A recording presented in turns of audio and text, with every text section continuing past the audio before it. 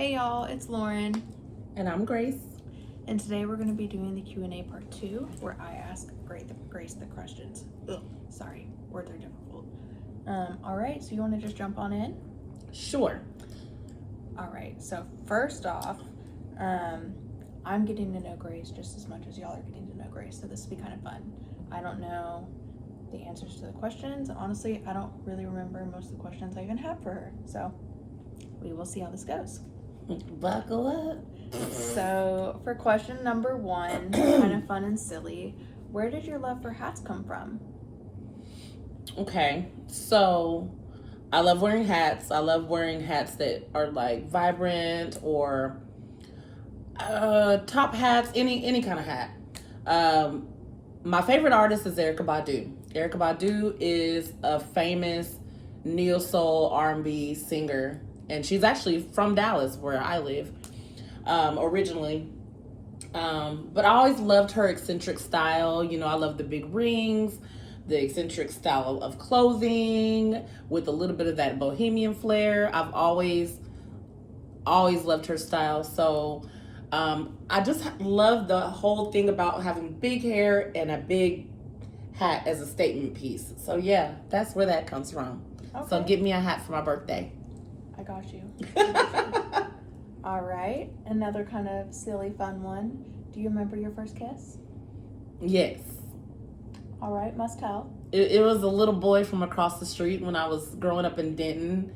I guess we thought we were cool, and we were like somewhere in the field behind the neighborhood. And I don't know. All I can remember is us both sitting Indian style, and I didn't know anything about kissing, but I remember him leaning in, and we gave a little peck, and we thought we were so cool. But mine was around that same age. Shout out to Keith. And a little makeshift fort with the neighbor right next to us that I think I had a crush on forever. But yeah, it's kind of cute. It's innocent. It's cute. Yeah, it was nothing else. Yeah, we didn't do anything else, I promise. No. We didn't know what that was back then. Right. Okay, on a more serious level, what made you choose mental health? So the reason why I chose to work in mental health is because of my personal struggles when I was a young teenager.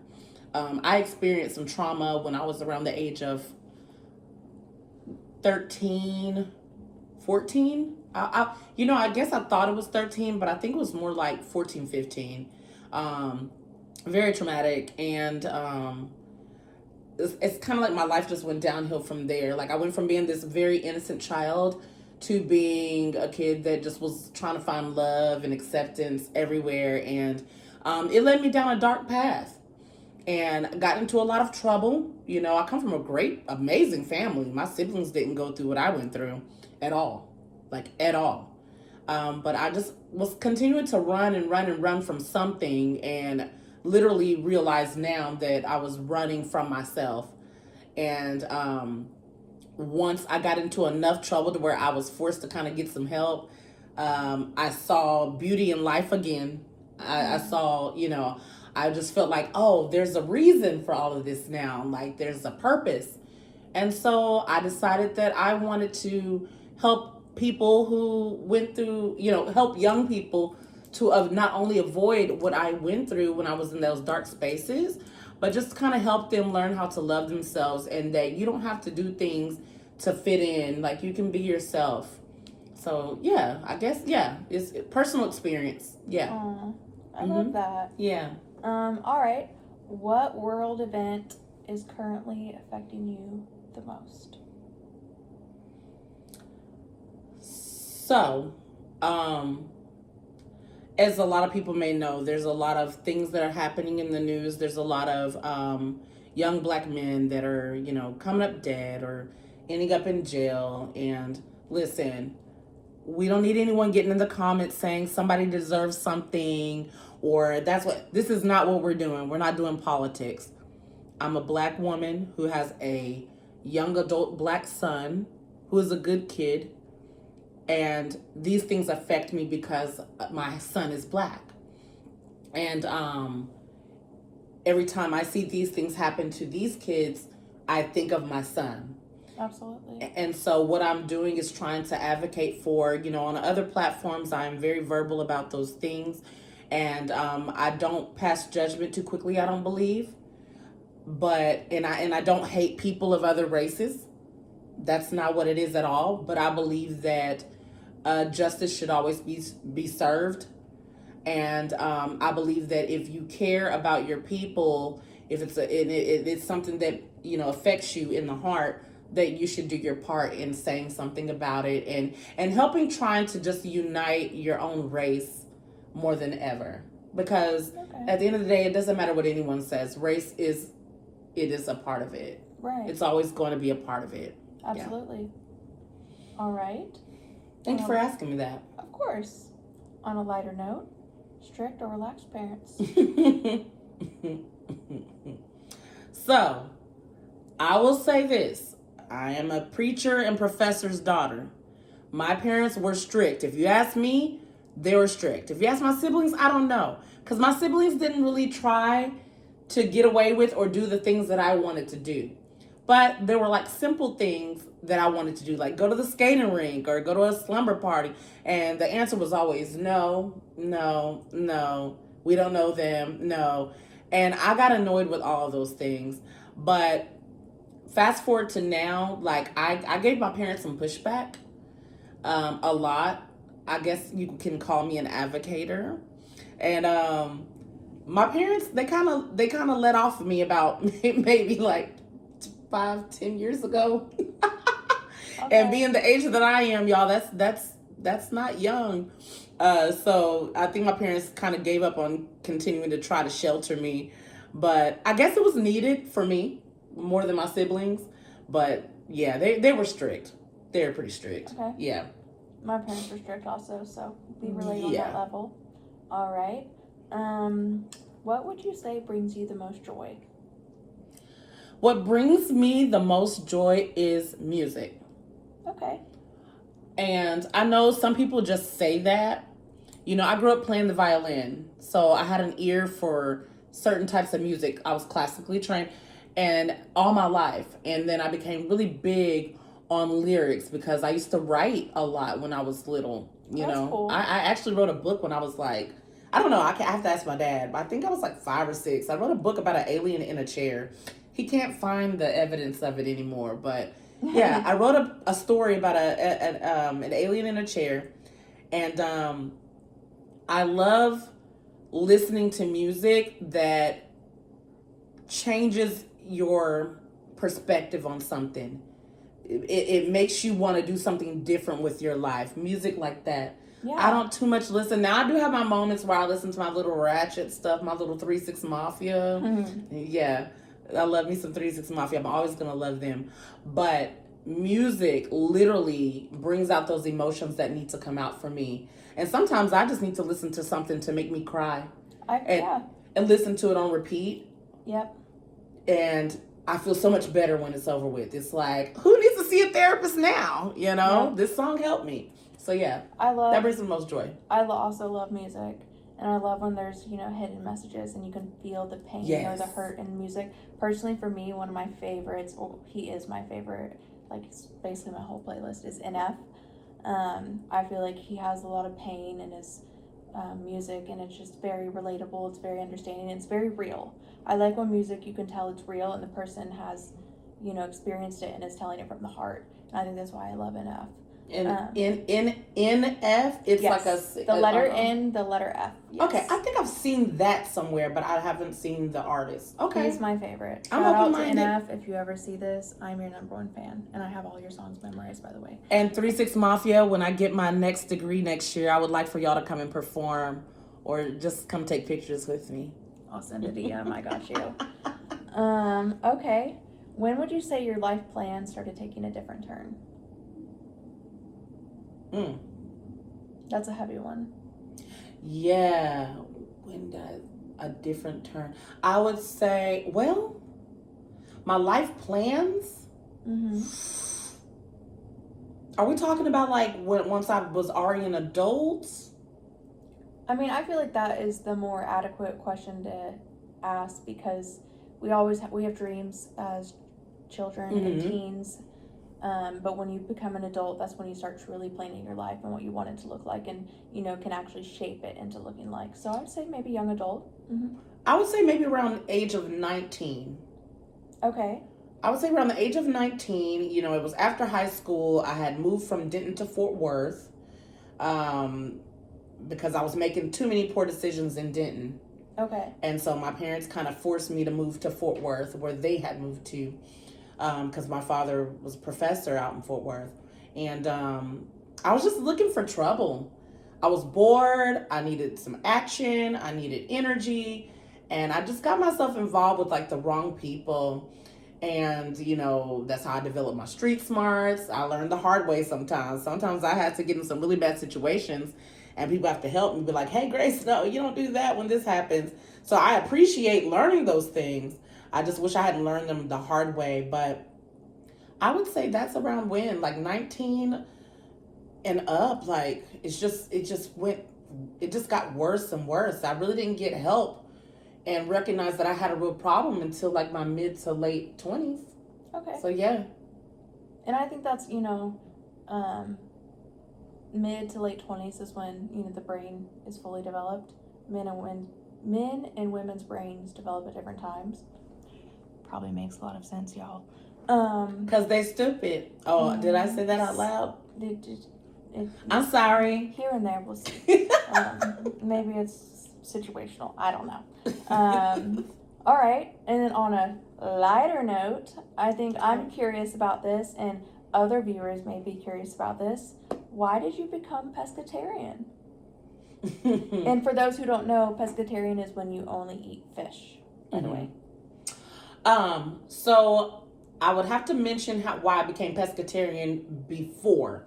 So I was pescatarian about, I would say, 5 years ago.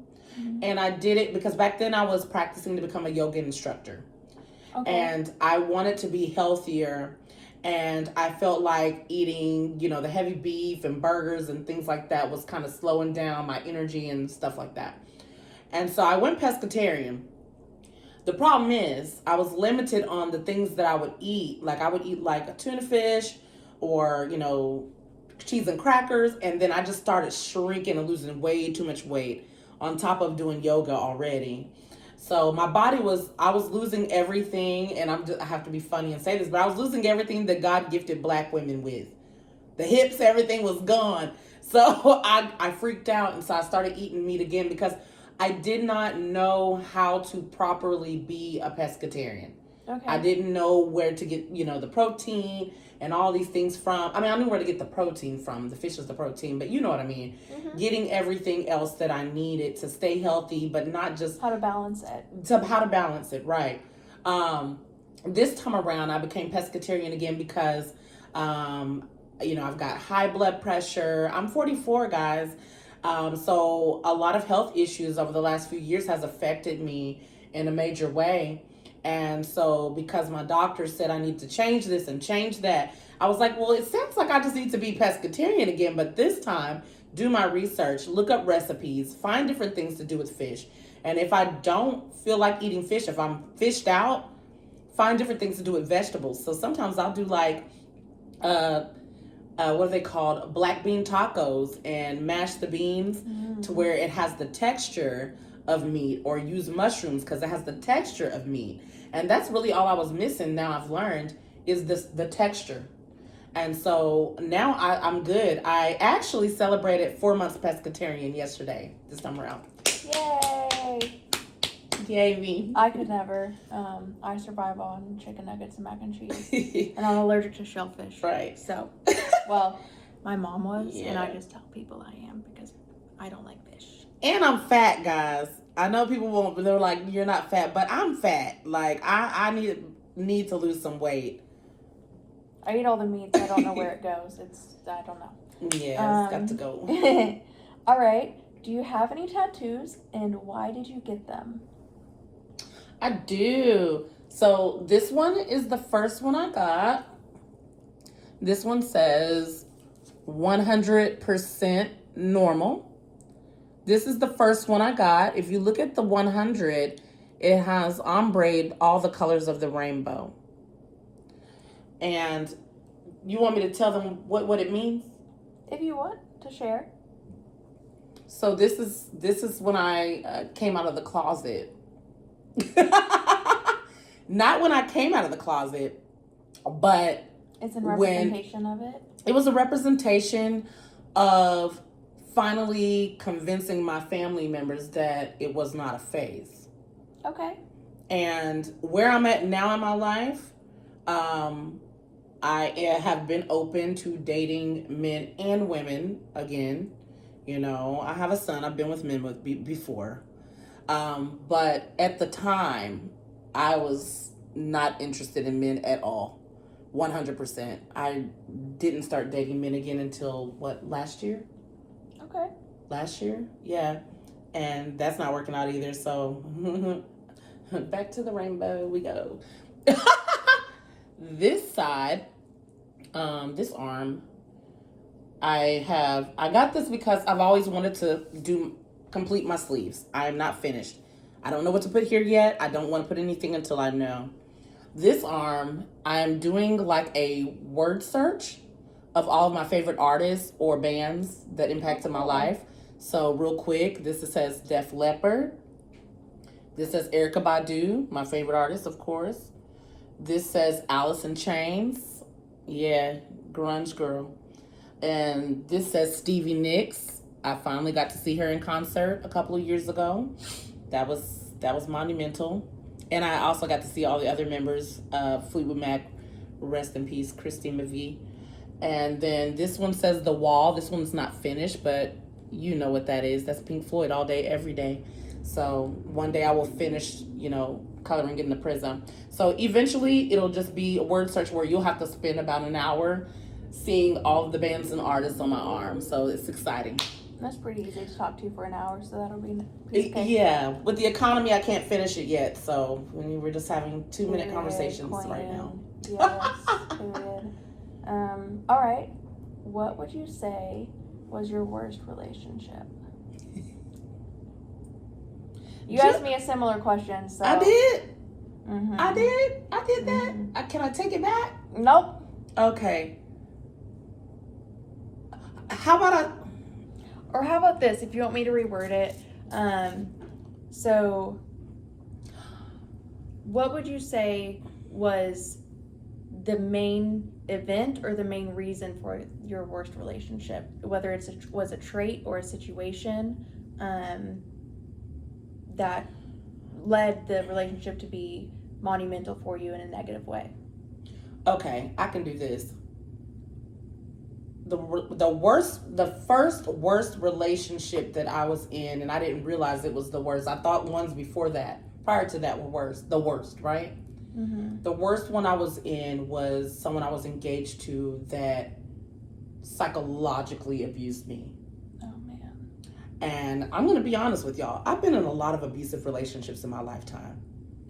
But I personally, because of my experience, I don't feel like there's anything worse than someone who can play mind games with you and completely mess with your central nervous system, mm-hmm. and cause you to lose weight and cause you to starve yourself or cause you to be on pins and needles all the time and always trying to keep them happy no matter what.